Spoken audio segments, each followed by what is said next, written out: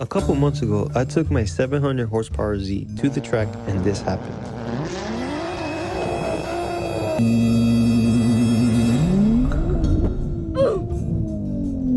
My left-hand axle left the chat and took the diff cover with it. Since then, I've been running an open diff I installed in my garage lent to me by WHP while I was waiting on my new LSD to get built. I decided to go with an OS Geekin because I had my suspicions that the OEM LSD was cooked.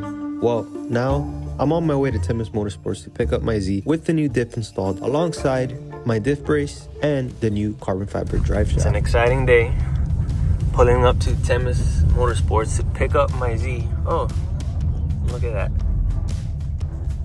Black RZ34 in the wild. Interesting. Look at it right there. The ghost. The car was here at the shop. We got brand new transmission fluid. We're using AMSOIL's ULV, ultralight viscosity. We got the LSD put in and the carbon fiber drive shaft. Ah, yes, the drive shaft. Before we get into all the 60 to 130 pulls I'm about to do, let me first take you back to when I received the package. So look what just came in. I just opened the box. Oh, baby, this thing's pretty. This is the first time me ever owning a carbon fiber drive shaft. Very interesting. I'm really hoping that the vibration isn't gonna be crazy with this. I decided to go with a carbon fiber drive shaft. Two reasons. I'm worried that the factory one is gonna get damaged.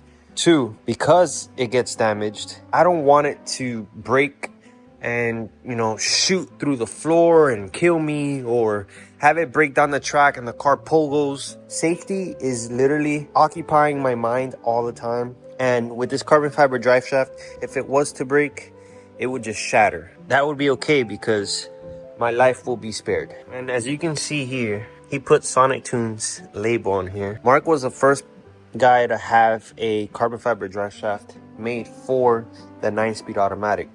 These in manual already come with a carbon fiber drive shaft. The automatics do not. It comes with a steel one. So Mark hit me up and he's like, you're gonna have a logo on your car. You're gonna have my logo on your car now. I'm like, really? Why? And he sent me the video of this being made through East Coast drivelines. I got a video showing that the shaft weighed about 16 pounds, but this feels a lot heavier. I'm going to assume this thing weighs like 20 pounds. We're gonna weigh it now. Let's see. Oh shit. Do it again. Wow, it is 16 pounds. I haven't been to the gym in a long time, so I don't know the difference anymore. I am gonna drop the Z off at Temis's shop to install a drive shaft. Now, I can install a drive shaft myself. It's a piece of cake. I've done it on the Q50, but I want him to install this guy. This thing was a pain in the butt to do here on the garage floor. I don't have a transmission jack, and I used this jack to lift it up, and it would keep falling. I needed help, and yeah, I'm not doing that again. At least not with the jack, with the arms to grapple it. And I don't have any more space in this garage for more tools, so I'm gonna go ahead and take the car to Temis and get her back, hopefully with a good working LSD in there. And then we can push the car once again. And we absolutely do. I put the factory one here. Car should run smoothly. Let's see if I feel any difference with the new drive shaft. The car is kind of dirty. Normally they wash the cars here after they return it back to the customer, but I request not to do that. Prime my pump. You don't really need to, but I do it anyway.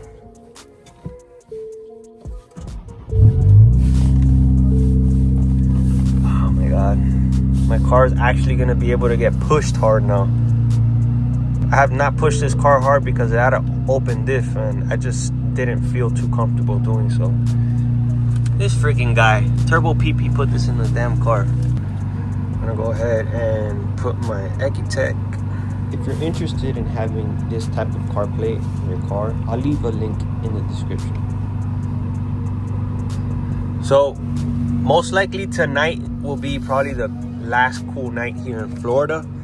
So the plan is to take the car home, swap the wheels over, and put some fuel in it. Well, I gotta put some fuel now because it's on empty. So we're gonna try to put a little bit of 93, enough to make it home, and then fill up some E85 when we get over there. Like I said, the plan is to try to push this car again before it gets cool and see if we can go past a mid 5. If I can go lower than a 5.5, I'd be extremely happy. Well, basically we're gonna just be trying to get a feel for the car, making sure there's no funny noises. I gotta turn off the air, bro, because my shit is about to die. A little bit of E and a little bit of 93. Alright, so this is the new stance I have right now. I put it up a little bit over here, put it up a little bit over here. I don't know, I obviously rather have it flush, but I mean, realistically it was probably too low, so I'm gonna keep it like that for a little bit.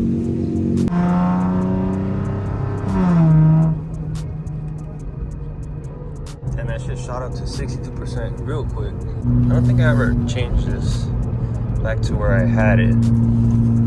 Upshift indicator customization.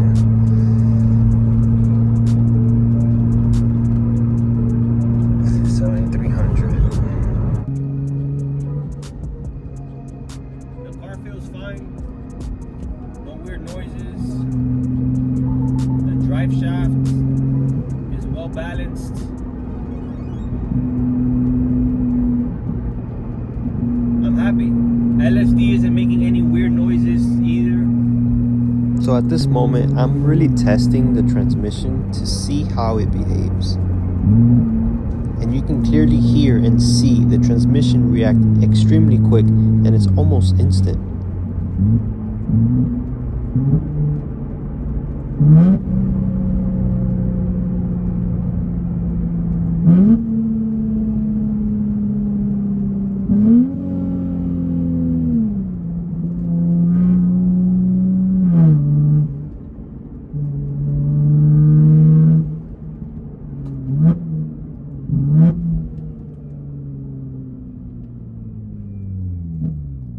Transmission is shifting flawlessly.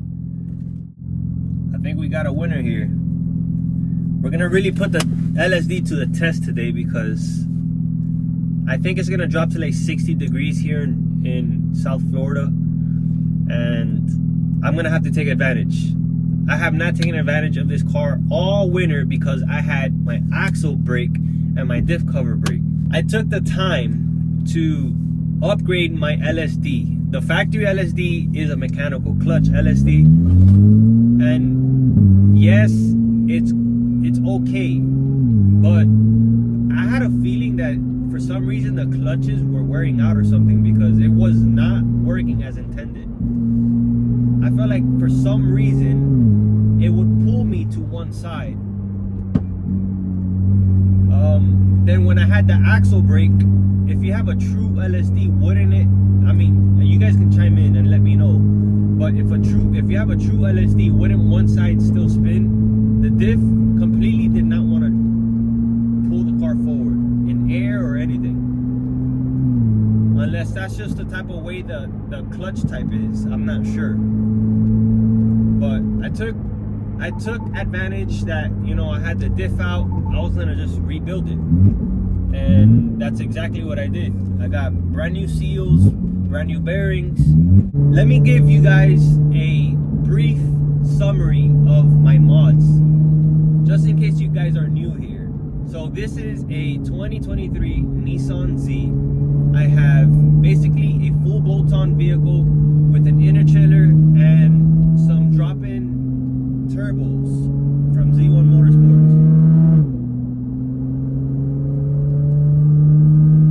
It has catted high flow down pipes, a full Tomei exhaust, you know, intakes, injectors, high pressure fuel pump, low pressure fuel pump, basically all the supporting mods needed to be able to push aftermarket turbos. These turbos are completely drop-in turbos. They're literally the only one on the market that's bigger than factory, other than hybrids, that you can just drop in without any custom modification. Well, I believe now there's also Drop Bear. They have what they consider their aftermarket drop-in ones because they already have a manifold adapter flange or whatnot to go onto the head of the exhaust of the engine. So this car, we've been chasing 9-second passes in this car for a while. It has it in it. Initially, we were tuning in the launch control for the car. The car, when I went to FL2K, it did not want to launch. This one time it did launch. For some reason, it shifted itself into second gear and I threw the car all the way left. The accelerator stayed open. The transmission was just fighting me, very much so on the FL2K. The car went into limp mode a few times when I was at FL2K. It was just a really bad time. When I came back from FL2K, I decided to change the fluid in the transmission and it was cooked.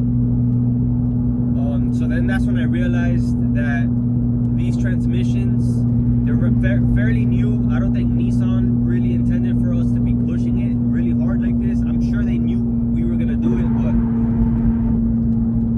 I highly recommend you guys change the diff fluid on your transmission and the transmission pan filter every 10,000 miles at least if you're not tuned. If you launch your car a lot, like I do, I would say every 5,000 miles. So this is actually the second time I've done it, and I'm at 20-something thousand miles right now. I believe 10,000 miles is the absolute max you want to go between fluid changes and changing the filter as well in the transmission, which it's adapted onto the transmission pan itself. The most recent changes I've done on this car has been the suspension. I got double adjustable coilovers in the rear, double adjustable in the front, so it's gonna help me launch a lot better at the track so I don't wheel hop like I did the last time and I damaged my axle.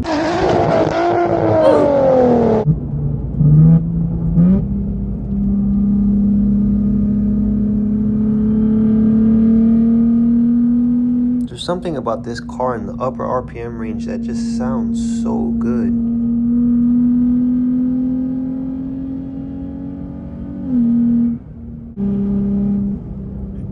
This exhaust is so loud, bro.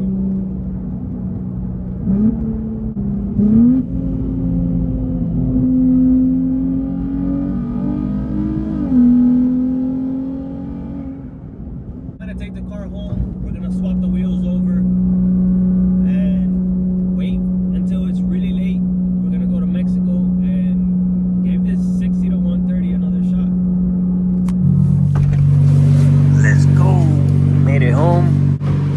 Sound. I want to see how this stuff looks down here. Oh yeah, carbon fiber drive shaft, baby. Oh yeah, that's pretty, baby. You see those white marks? Themis Motorsports really took good care of me. Those white marks are basically them securing that they've tightened those bolts. That's something you see in aviation and really good shops. I appreciate that so much. All right, so we are ready. I made sure I checked over the suspension settings. Again, I am new to tuning suspension settings, so we'll see if it works out. I know the car's been kind of floaty on the way over here. I tightened a little bit some of the compression and loosened some rebound on the front. So when I do make the hit, it's gonna lift up just a little bit, and that's gonna take a lot of the load by having the compression on that pretty tight. So wheels are on, fluids are good. I think the car is ready, so let's just get it.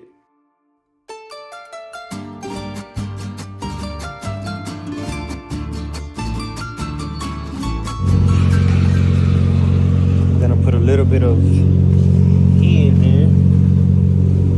This guy's freaking drifting here in a Ford Fiesta or Focus, whatever that thing is. I'm gonna do one more quick walk around before I really get on it. All my lug nuts were torqued good, air pressure's fine. already popo coming. I gotta get the hell out of here. Now the thing is, where the hell are those cops going? Yeah, I'm not going that way. I gotta go the other way now. Fuck. Alright guys, let's give this thing a whirl.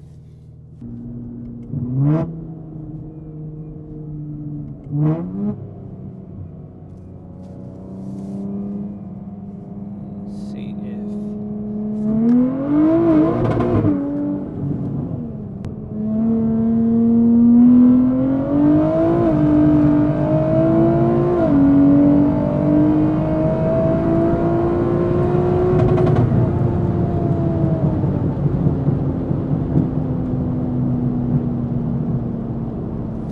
I don't think I reached it.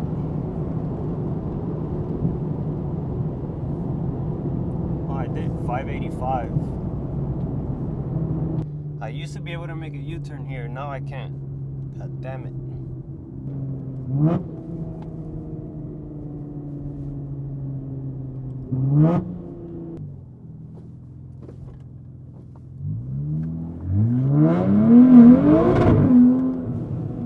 Alright boys, here we go again.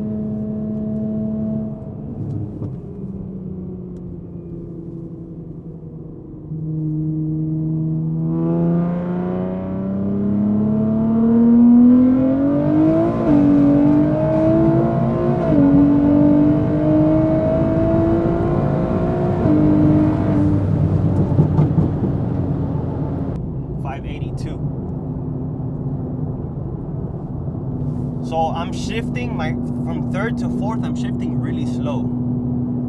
I still got room to improve on that first shift. Alright boys, here goes nothing.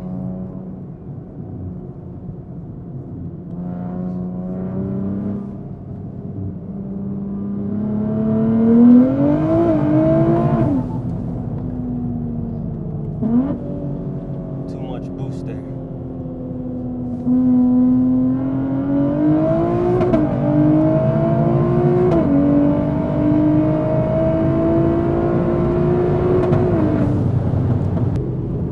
I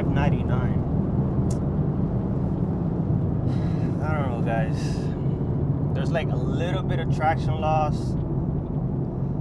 I don't really have my shift points on point.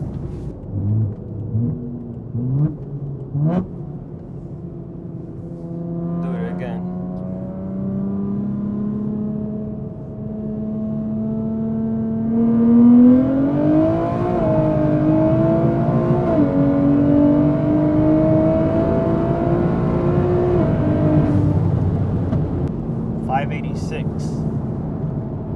I mean, it's consistent. I do wonder what kind of boost I'm hitting though. I feel like I'm losing like a couple pounds of boost or something.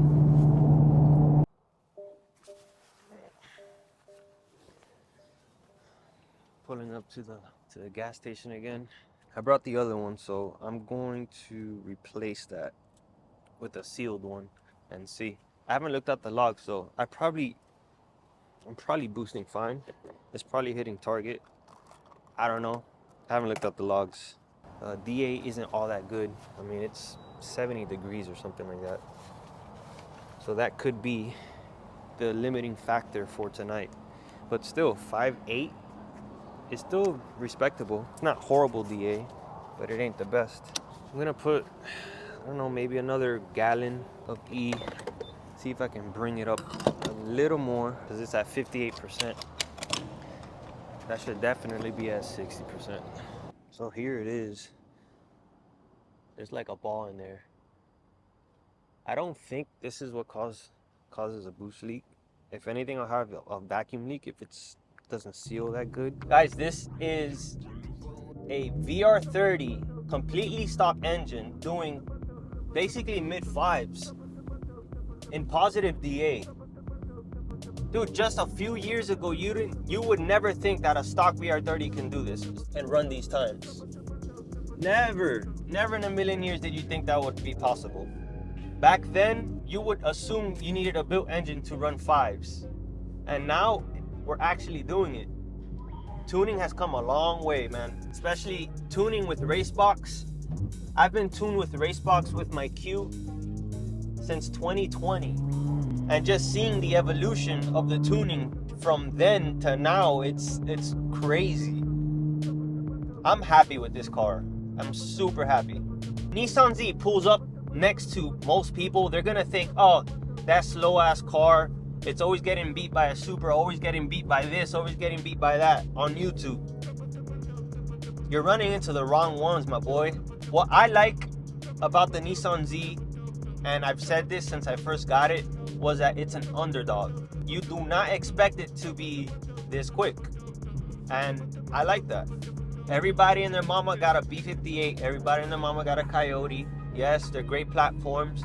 Not that many people have Nissan Zs. And being able to make it the way I want and being fairly quick to the point where I make those guys sweat. Like, be honest. Not everybody has 7-second Supras. Everybody likes to boast, oh, but the B58 runs 7s. Yeah, but does your B58 run 7s? No. The Coyote can run, they're about to hit 5-second quarter mile from a 0, bro. Like, that's crazy. But the fact is, not everybody's Coyote runs low 6s. Mostly everybody on the street is bolt-ons. If you got a B58, mostly everybody is MHD, downpipe tune hero. That's it. Then you got the guys with, you know, some pushing a bigger turbo, and they're running what I run. And they would never expect this car to hang with them, but it does. And that's what I like. I'm different. The Nissan Z is different. Now, I will say, let's go ahead and talk about the runs. I was pretty much capping at 580 today. The last run, I finally got a 571, I believe. And I could have gone a little quicker, but I hit the limiter on one shift. It is what it is, you know. I'm happy about it. But I still think this car has a little more in it. Why? I need the suspension retweaked. This is my first time tuning suspension. The car feels floaty as hell. So I want to get a corner balance. I need to get it aligned because I put arms and I have not got it aligned on a machine. I just did it visually. It looks good, but it's not tracking perfect. And it's all right, but I bet it could be a little faster. Because I kind of have to drive this thing right now. I've always had to drive it because it's rowdy, but I have to put a little more effort into driving it because it's not aligned. In regards to mods, what I have left to do to maximize the stock engine is PI. I have the harness, I have the reflex. I need to finish the fuel system. So that's what's next. I'm basically hindered by my injectors. I'm maxed out. I can't go over E60. Something in the fuel system's maxed out. So I need another pump for my low pressure fuel side. I'm gonna be adding PI. So I'll have 12 injectors. I'll run 6 1050s, ID 1050s, and I believe that should give me enough headroom to run full E. If we can run full E, we may be able to push either a little more timing or a little more boost. Don't know if the engine's gonna take it or not, but we're going for it. So again, 571 in positive DA. I think we're doing good. If you want to catch more videos of this car in action, stay tuned because we just finished getting the LSD installed. The car has the suspension. It just needs to be fine-tuned and the car is ready.